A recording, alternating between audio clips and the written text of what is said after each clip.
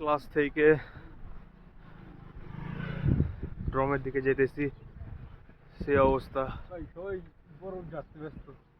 কিচ্ছু করার নাই, শুধু লবণ আর চিনি দ্বারা সমাহিত আমাদের এই জায়গা।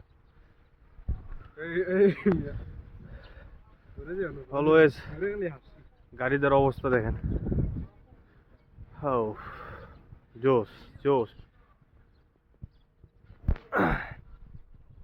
কল্পনা করি নাই যে বাংলাদেশ থেকে এমন কোনো দৃশ্য দেখবো। বোঝা যাচ্ছে না ভাই,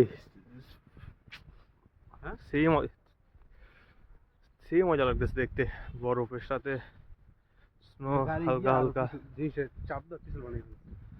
হ্যাঁ, যত চাপা তত শক্ত হবে। লাইকের রক, হালকা আমি স্লিপ করাইতেছি।